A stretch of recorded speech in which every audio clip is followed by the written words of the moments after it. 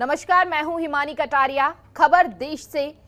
आप देख रहे हैं, राष्ट्रपति चुनाव में विपक्ष एकजुट नहीं रह पाया। ये एनडीए की उम्मीदवार द्रौपदी मुर्मू की बड़ी जीत से भी साफ हो गया है।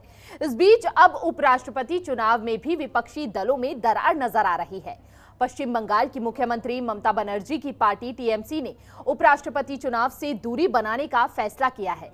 टीएमसी ने एनडीए या फिर विपक्ष में से किसी भी प्रत्याशी का समर्थन नहीं करने का फैसला किया है। तृणमूल कांग्रेस ने यह कहकर सभी को चौंका दिया है कि वो इस चुनाव से दूरी बनाएगी। वह ना तो विपक्ष की उम्मीदवार मार्गरेट अल्वा को वोट करेंगी और ना ही जगदीप धनखड़ को समर्थन करेंगी। आश्चर्य की बात है कि बीजेपी की सत्ता में आने के बाद जिस ममता ने विपक्ष का नेतृत्व करते हुए एकजुटता का नारा दिया था, अब उसी एकजुटता की पोल खुल गई है। तो ऐसे में विपक्षी खेमे में दरार पड़ गई है, जिसके बाद विपक्ष का संभालना मुश्किल हो रहा है। ऐसे में सवाल उठना स्वाभाविक है कि क्या विपक्ष पूरी तरह से बिखर रहा है? आखिर इस बिखराव की वजह क्या है? विपक्ष के आगे की राह क्या और भी मुश्किल है? क्या विपक्ष के पास सशक्त नेतृत्व और एक मजबूत रणनीति का अभाव है? ये तमाम सवाल है, इस पर हम चर्चा करेंगे और साथ ही साथ इस विषय पे ज्यादा जानकारी के लिए हमारे साथ चर्चा करने के लिए हमारे साथ खास मेहमान भी जुड़ेंगे।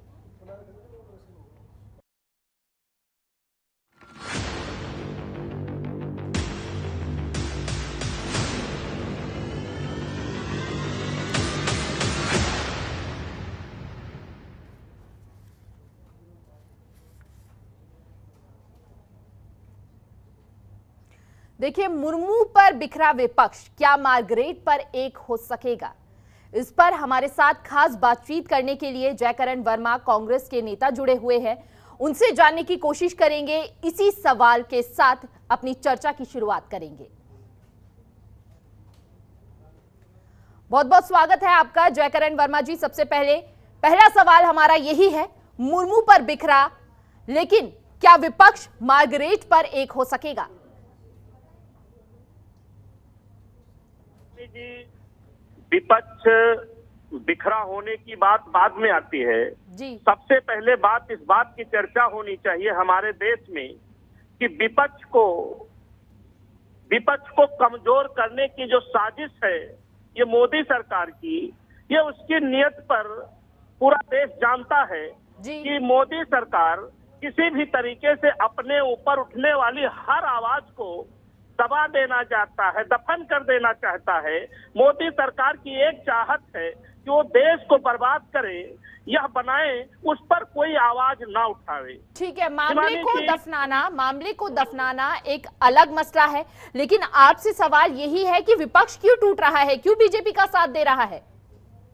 नहीं, देखिए हिमानी जी, इतना कहना चाहता हूँ, जैसे आप बॉम्बे का मामला, महाराष्ट्र का मामला आप देख लीजिए, उसमें 4-5 लोगों के ऊपर ईडी का, सीबीआई का, इनकम टैक्स का शिकंजा कसा हुआ था, तो उनकी मजबूरी है अपनी गर्दन बचाना। लेकिन जो विपक्ष के हमारे नेता हैं, उसको जो आवाज है, जिनके ऊपर मोदी सरकार चाह कर भी उन पर चाबुक नहीं चला सकती, ऐसे लोगों को किसी अन्य मुकदमे में भेज करके देशद्रोह का मुकदमा लगाना, अनायास किसी और मुकदमे में टार्चर करना, ये मोदी सरकार का काम है। ठीक है, तो यानी कि आप कह रहे हैं बीजेपी डर बनाती है, दबाव बनाती है, जिसके चलते कांग्रेसी नेता जो हैं बीजेपी का दामन थाम लेते हैं। इसी सवाल का जवाब देने के लिए हमारे और मेहमान भी हमारे साथ जुड़ चुके हैं। हमारे साथ आलोक वत्स, भाजपा प्रवक्ता है, भाजपा का पक्ष रखने के लिए, उनसे जान लेते हैं। साथ ही साथ हमारे साथ वरिष्ठ सपा नेता भी धर्मेंद्र सिंह भी जुड़े हुए हैं। लेकिन सबसे पहले आलोक वत्स की ओर रुख करेंगे इसी सवाल के साथ। क्या बीजेपी कांग्रेस नेताओं को तोड़ने की राजनीति करती है और उसके बाद अपनी जीत दर्ज कराती है?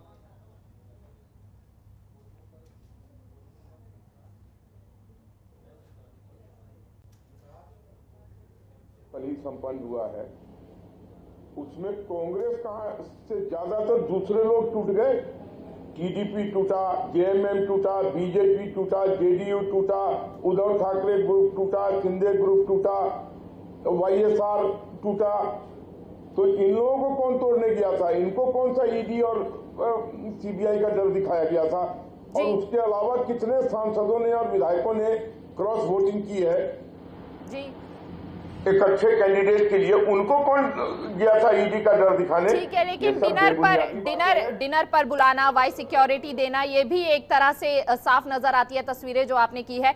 चलिए इसी सवाल के साथ हम वरिष्ठ नेता, सपा नेता हैं हमारे, उनसे, धर्मेंद्र सिंह, उनसे जानते हैं। देखिए, आपकी जो पार्टी है उसमें भी तोड़फोड़ की राजनीति साफ नजर आने लगी है। आपने खुद ही कहा कि किस तरह से इलेक्शन, राष्ट्रपति का इलेक्शन चल रहा था और किसी नेता विशेष की सुरक्षा बढ़ाई जा रही थी।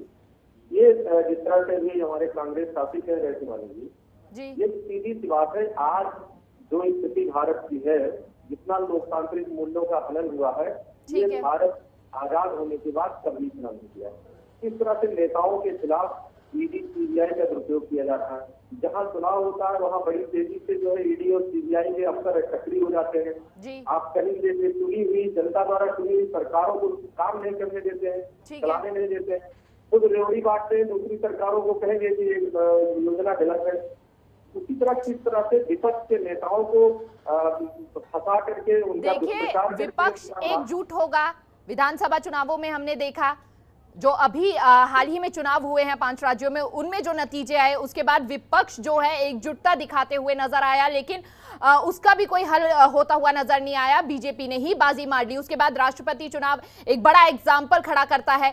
अब उपराष्ट्रपति चुनाव, ऐसे में फिर एक बार हलचल देखने को मिल रही है। जो नीति लेकर चल रही थी ममता बनर्जी, अब उन्होंने सीधे तौर पर मुंह मोड़ती हुई नजर आ रही है। इस पर क्या कुछ कहना चाहेंगे? दोनों विपक्षी नेताओं से जानना चाहूंगी। सबसे पहले जयकरण वर्मा जी, इसी सवाल के साथ आपके पास भी आऊंगी धर्मेंद्र जी। आज देश की जो हालात है जी, देश के विपक्ष के लोग या बुद्धिजीवी लोग इस देश को बचाना चाहते हैं। आज देश हमारा खतरे से भरा हुआ है। हमारा देश में भाईचारा खत्म हो जा रहा है, संविधान पर खतरा बढ़ रहा है, और भारतीय जनता पार्टी और संघ की शुद्ध और शुद्ध रूप से चाहत है कि यह देश संघ से चले, संविधान से नहीं। इसको बचाने के लिए कांग्रेस पार्टी और तमाम वो विपक्षी दल जो इस देश में भाईचारा जिंदा रखना चाहते हैं, संविधान की बदौलत, कानून की बदौलत इस देश को चलाना चाहते हैं, वो सारे दल एकजुट होंगे। मोदी नहीं, मोदी के कितने भी होते हैं फिर टूट जाते हैं, एकजुट होते हैं टूट जाते हैं। हमने राष्ट्रपति चुनावों में देखा, इससे पहले 5 राज्यों में चुनाव थे, वहां देखा, पश्चिम बंगाल के चुनावों में देखा, लेकिन अब जो उपराष्ट्रपति चुनावों की बात आ रही है, पहले ही ममता बनर्जी ने, देखिए, विपक्ष एक साथ एकजुट की जो नीति थी वो ममता बनर्जी लेकर चल रही थी, और सीधे तौर पर उनका जो बयान सामने आया है, ऐसे में कांग्रेस किस तरह देख रही है अपने आप को? नहीं हिमानी जी, देखिए 2 बातें आपके सामने कहकर अपनी बात खत्म करूंगा। हिमानी जी देखिए, राष्ट्रपति का चुनाव जो है, ये जिस प्रकार से भारतीय जनता पार्टी की सरकार ने, संघ ने इसको एक जांच पर लाकर छोड़ने का काम किया है, कांग्रेस पार्टी व कोई भी बुद्धिजीवी वर्ग ऐसे सम्मानित प्रतिष्ठित पद के लिए एक जात, धर्म या उसके नाम पर चुनाव नहीं लड़ती। राष्ट्रपति का चुनाव, जो भी हमारा महिम राष्ट्रपति बनते हैं, उनके प्रति एक आदर सम्मान होता है। देश के नागरिकों को उनका सम्मान देना पड़ता है, देते हैं, ये कोई जबरदस्ती नहीं किया जाता। लेकिन जिस प्रकार से मोदी के सरकार में कोई दलित का बेटा आज बनता है, कोई कोरी समाज का बेटा आज बनता है, इस प्रकार से जिस प्रकार से उन्होंने सारे संवैधानिक संस्थाओं को बर्बाद करने का काम किया है, ठीक उसी प्रकार से हमारे महामहिम राष्ट्रपति पद को भी, गरिमा को भी मोदी सरकार ने गिराने का काम किया, कमजोर करने का काम किया है। ये यही है। देखिए जयकरण जी, मेरा सवाल यही है कि आखिर कांग्रेस के पास कोई स्ट्रेटेजी क्यों नहीं है, क्यों इतनी वीक हो जाती है? जब भी बीजेपी अगर कोई दांव खेलती है तो उस दांव का जवाब पूरी बलता के साथ क्यों नहीं कांग्रेस दे पाती, क्यों अपने आप को वीक समझती है?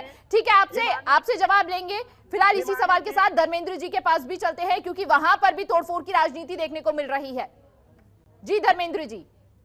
देखिए, जो आज का दौर है, सबसे महत्वपूर्ण बात है कि सरकी अपनी राष्ट्रपति चुनाव में और उपराष्ट्रपति चुनाव में तमाम नेताओं की अपनी मजबूरियां, अपनी समस्याएं हैं, अपने समीकरण है। लेकिन ये सही बात है कि जिस तरह से भारतीय जनता पार्टी ने राष्ट्रपति जैसे निर्वाचित पद पर, जिस पर डॉक्टर राजेंद्र प्रसाद और संजय राधाकृष्णन जी जैसे लोग बैठे हों, उस स्थिति को राजनीतिक लाभ के लिए किस तरह से कल चुनाव के रिजल्ट आते ही पार्टी विशेष के नेता पहुंच करके और उसको एक भारतीय जनता पार्टी का इवेंट बनाने की कोशिश करते हैं।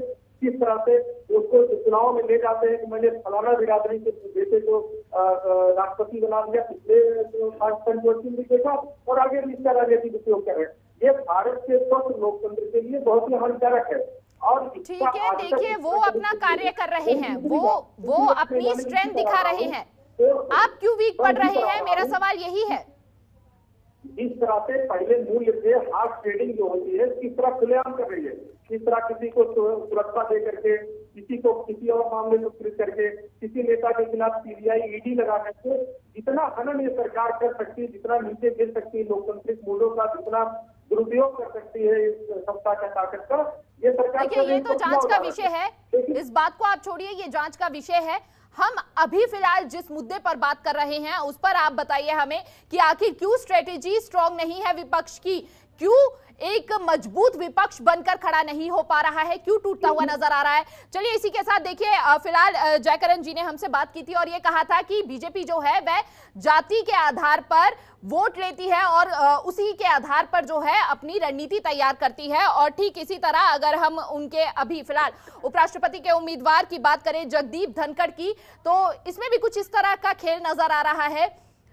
देखिए सबसे पहले अगर वो जीत दर्ज कराते हैं तो वो पहले ओबीसी के उपराष्ट्रपति होंगे। क्या यहां पर बीजेपी की यह रणनीति रही है, क्या है इसके पीछे के कारण, और विपक्ष लगातार इस बात को लेकर भी घेरता हुआ नजर आ रहा है। आप क्या कहना चाहेंगे अपने बचाव में आलोक जी?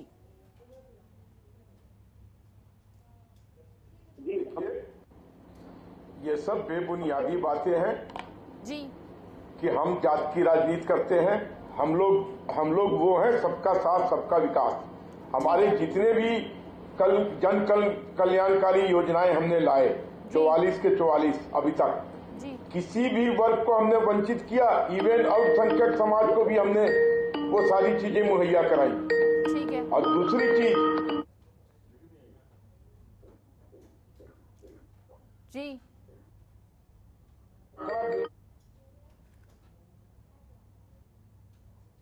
आलोक जी आपकी आवाज नहीं पहुंच पा रही है, शायद कोई तकनीकी कारण है।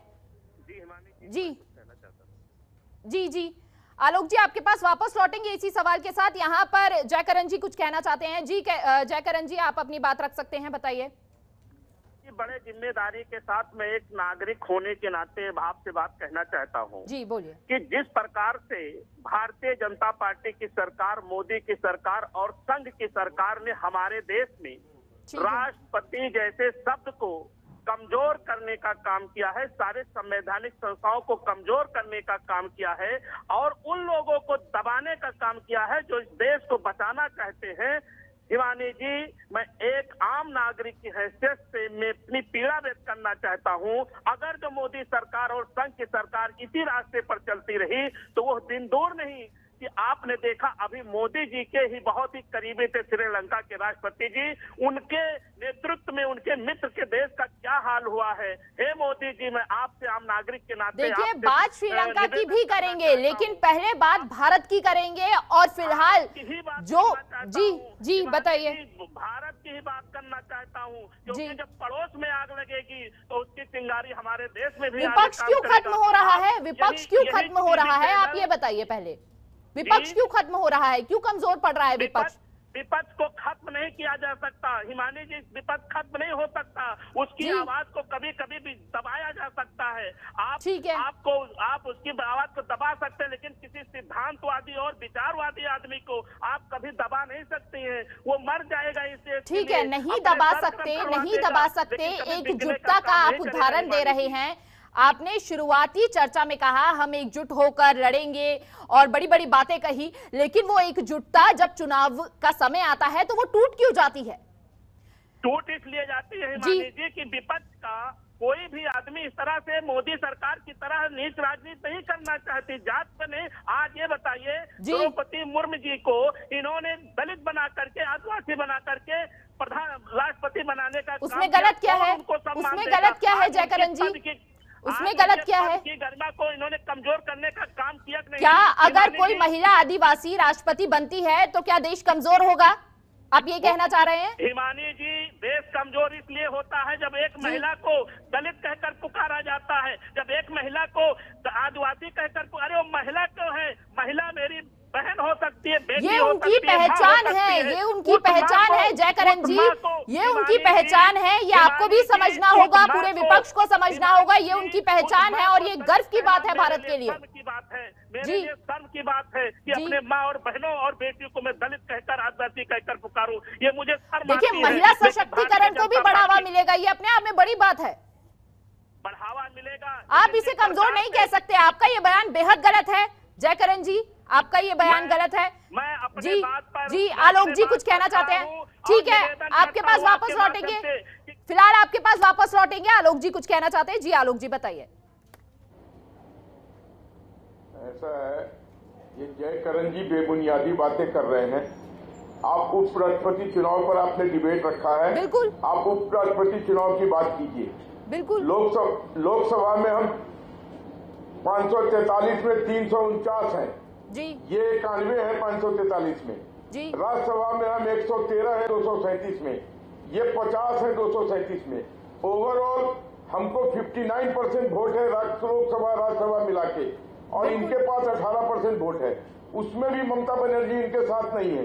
तो ये कहां से चुनाव में हमारे साथ जीत हार की बात कर रहे हैं? ये तो वॉक ओवर है उपराष्ट्रपति का चुनाव। बिल्कुल बिल्कुल, यही और चार जम्मू कश्मीर के 4 राज्यों, 4 राज्यसभा की सीटें वेकेंट है, एक त्रिपुरा की वेकेंट है, लोकसभा की ये राज्यसभा की सीट, और 3 नॉमिनेटेड। देखिए, बेहद ही हैरानी की बात है, हम 59% पे हैं और ये 18% पे है, और उसमें भी ममता बनर्जी इनके साथ ठीक है। नहीं है। देखिए, तो बेहद बिल्कुल आलोक जी, बिल्कुल इसी सवाल के साथ जयकरण जी आपके पास भी लौटेंगे, और साथ ही साथ इसी सवाल के साथ सपा नेता से भी जानना चाहेंगे। देखिए, ममता बनर्जी, मैं शुरुआत से ये कह रही हूं, ममता बनर्जी ये नीति लेकर चली थी, और अब जो उनका बयान आया है, देखिए जगदीप से हमेशा से उनकी यूं रही है, यानी कि टकरार रही है, और अब वो कह रही हैं कि मैं मार्गरेट को वोट ना दूं एक बार को, लेकिन जगदीप का समर्थन कर सकती हूं, जिस तरह से अभी तक सामने आया है। और अगर हम ये विपक्ष एकता की बात करते हैं, तो वही ये सेम चीज जो है सपा नेता पर भी, सपा पार्टी पर भी ये आधारित होती है, क्योंकि सुबह सपा नेता जब चुनाव हुए तो ये पार्टी एक दिखाएंगे, एकता दिखाएंगे, और अब राष्ट्रपति चुनाव में सीधे तौर पर उन्होंने साफ आके ये बात कह दी। अब उपराष्ट्रपति चुनाव के लिए दोनों विपक्षी नेताओं की क्या रणनीति रहने वाली है? क्या इसी तरह से वीक पॉइंट लेकर चलेंगे विपक्षी नेता, कि आपस में ही जो है, जो अंतर कला है, वो ही सुलझ नहीं पा रहा? जी जयकरण जी आपके पास, जी उपेंद्र जी आप बोलीजिए, 2 मिनट दीजिएगा बस। जी उपेंद्र जी बताइए, माफ कीजिएगा धर्मेंद्र जी बताइए। सबसे महत्वपूर्ण बात है कि पहली बात तो समाजवादी पार्टी विपक्ष के रोल में बखूबी है, और पूरी तरह से राष्ट्रपति चुनाव हो चाहे उपराष्ट्रपति चुनाव हो, दोनों में वो विपक्ष के उम्मीदवार के साथ मजबूती से खड़ी है। रही बात आत्ममंथन की जरूरत कांग्रेस को भी है। इनको विपक्ष के नेताओं से तय करके विपक्ष का उम्मीदवार उतारना था। ममता जी जो आरोप लगा रही है, अब वो उनसे क्या बीच बात मिल जाए। दूसरा मेरा ये आरोप नहीं है, ये आरोप नहीं है जी, टीएमसी द्वारा ये साफ किया गया है, ये आरोप नहीं है। जिस तरह से झारखंड में कांग्रेस के समर्थन सरकार है, वो जो है विपक्ष की एकता खोल चले जाते हैं, जिस तरह महाराष्ट्र में शिवसेना चली जाती है, इसके साथ है ये कहीं न कहीं आत्मगठन करने की जरूरत है। किस तरह से मध्य प्रदेश में इनकी सरकार को इनकी कमजोरियों के चलते या अपना जो भी हार्ड ट्रेडिंग करके सरकार गिरा देते हैं और उनको तोड़ लिए जाते हैं। सबसे महत्वपूर्ण है आज देखिए बात है कि हम उपराष्ट्रपति का चुनाव जीत सकते हैं, लेकिन स्ट्रेटेजी की कमी है। और दूसरी सबसे बड़ी है कि आज इनको मान करना पड़ेगा। आप मानते हैं स्ट्रेटेजी की कमी है विपक्ष में? आप मान रहे हैं? भारतीय जनता पार्टी के लोग, इनके पास न नीति है न सिद्धांत है, नियत प्रकार चाहे फल से चाहे बल से चाहे ताकत से सबका प्रयोग करके केवल सत्ता लेना चाहते हैं, सारे पदों पर कब्जा करना चाहते हैं। इसलिए इनके खिलाफ लड़ाई के लिए पूरी तैयारी और पूरी ताकत के साथ पूरी स्ट्रेटेजी साथ उतरेंगे, तभी इनको हरा पाएंगे। क्या अरे आपने ये नारा, ये विपक्ष ने ये नारा पहले भी दिया, उत्तर प्रदेश के चुनावों में भी दिया, हाल ही में हुए, और अब आप एक बात ये बात फिर से कह रहे हैं, इनको इनका जवाब भारतीय जनता पार्टी के नेताओं को, जनता को देना पड़ेगा। जीत किसने दर्ज करवाई? आप ये समझिए, जीत किसने दर्ज कराई? बीजेपी ने? क्या स्ट्रेटेजी रही इसके पीछे? और क्यों विपक्ष जब एकता का नारा दे रहा है उसके बाद क्यों कमजोर पड़ रहा है, क्यों हार रहा है, क्यों जनता उसका समर्थन नहीं कर रही है, क्यों जनता उसे चुन नहीं रही है? कोई तो कमी होगी। जी आलोक जी, क्या कहना चाह रहे हैं, बताइए।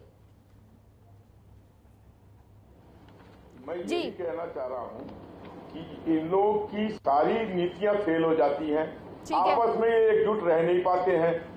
जो ममता बनर्जी राष्ट्रपति चुनाव को लीड कर रही थी, आज वो सबसे पहले उपराष्ट्रपति चुनाव में किनारा कर दी। ठीक है, तो इनका तो खुलवा ही बिखरा हुआ है और ये हर बात के लिए मोदी जी और बीजेपी को इसमें ले आते हैं। अरे उस राष्ट्रपति का चुनाव है, हमारे दल ने भी खड़ा किया, आपके दल ने भी खड़ा किया और क्लियर है ऑन द वॉल कि हम बिल्कुल hand down victory walk over से जीतने जा रहे हैं। इसको स्वीकारिए, अपना हिम्मत कीजिए, अपना जोर लगाइए, अपनी संख्या बल बढ़ाइए। एक दूसरे पर उंगली उठाने से आप थोड़ी आगे बढ़ जाएंगे। ठीक है, आपको संघर्ष करना एक छोटा सा कमेंट जयकरण जी से ले लेते हैं, उसके बाद धर्मेंद्र जी आपके पास भी आएंगे। जी जयकरण जी। ईडी और सीबीआई दोनों पहुंच जाती है, एक बड़े अफसर को पकड़ने के बाद मुख्यमंत्री की तरफ उंगली उठाती है और अचानक जो है चुनाव में वोट की जरूरत थी तो साइलेंट हो जाते हैं और वोट लेते हैं। ये इसका जवाब तो भारतीय जनता पार्टी को देना पड़ेगा। क्यों नहीं, क्यों ईडी और सीबीआई सक्रिय हो जाती है? ठीक है, जयकरण जी आप क्या कहना चाहते हैं, बताइए। छोटा सा कमेंट, समय कम है। छोटा से कमेंट में मेरा इतना है कि मैं संघ जो इस देश को विकसित नहीं देखना चाहता, शिक्षित नहीं देखना चाहता, स्वस्थ नहीं देखना चाहता, जिसके बदौलत आज यह देश हमारा बर्बाद हो रहा है। मोहन भागवत जी से मेरा इतना निवेदन है कि पर्दे के पीछे बैठकर मेरा देश बर्बाद करने का काम मत कीजिए। आप डिबेट को कहीं और ही लेकर जा रहे हैं, बात हम कुछ और कर रहे हैं।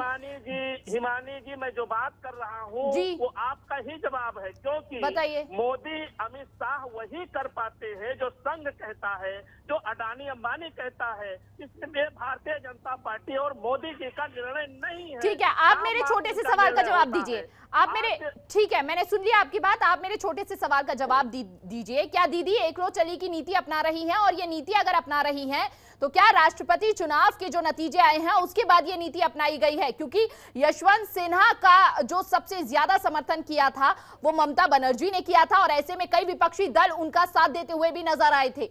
तो अब जो ये नीति बदली है उसके पीछे का क्या कारण है? नहीं देखिए, उनके निर्णय पर मैं कोई टिप्पणी नहीं करना चाहता। वो बड़े लेवल का मामला है, कुछ ना कुछ जरूर रहा होगा। वो ऊपर के नेताओं का मामला है, वो आपस में बात करेंगे। लेकिन जहां तक मेरा मानना है, तो इसका सीधा प्रभाव देखिए उपराष्ट्रपति चुनावों में पड़ेगा। उपराष्ट्रपति चुनावों में पड़ेगा और ऐसे में 2024 के चुनावों में भी पड़ेगा, आने वाले राज्यों के जो चुनाव है उनमें भी पड़ेगा। इसी साल के अंत में 2 राज्यों के चुनाव है। हिमानी जी 2024 का चुनाव पूरी तरह से देश की जनता, कांग्रेस पार्टी व कांग्रेस का जो जब अंतर करा है तो किस तरह से दल है, जनता कैसे साथ देगी जब पहले ही पार्टी में तोड़फोड़ हो रही है, अंतर कला दिख रही है और इसी वजह से कई राज्य जो हैं उनसे हाथ धो बैठी है कांग्रेस।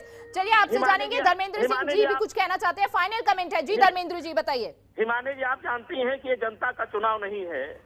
जनता के चुनाव में कांग्रेस और जनता का चुनाव नहीं है, लेकिन पार्टी का अंतर कलह तो है, ये मान रहे हैं आप? अंतर कला हर पार्टियों में रहता है, हमारे में भी हो सकता है। लेकिन जिस तरह से खुलकर सामने आता है और आपने खुद ही इस बात को कहा कि हमारे खुद के कैंडिडेट जो हैं वो बीजेपी के साथ चले जाते हैं। हमने ये नहीं कहा हमारे कैंडिडेट जा ही नहीं सकते, हमारे कैंडिडेट दिख ही नहीं सकते, हमारे कैंडिडेट झुक ही नहीं सकते। ठीक है, महाराष्ट्र की राजनीति सबके सामने थी, महाराष्ट्र की राजनीति सबके सामने थी। ठीक है हिमानी जी, ये कांग्रेस ठीक है जयकरण जी, देखिए ये मानना बेहद ज्यादा जरूरी है कि कांग्रेस को अपनी स्ट्रेटेजी पर काम करना बहुत जरूरी है, तभी एक मजबूत विपक्ष बनकर बीजेपी के सामने खड़ा हो सकेगा। चलिए फाइनल कमेंट जी बताइए, आप बताइए धर्मेंद्र जी।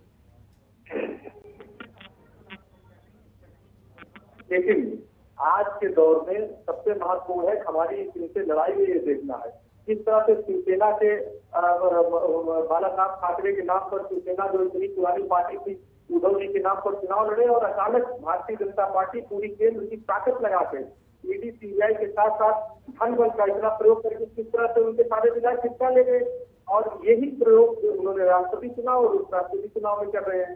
तो हमें नैतिकता और लोकतंत्र की रक्षा की उम्मीद। समय कम है जी धर्मेंद्र जी, समय कम है जी। बहुत बहुत शुक्रिया आप सभी मेहमानों का, लेकिन सवाल अभी भी यही बरकरार है।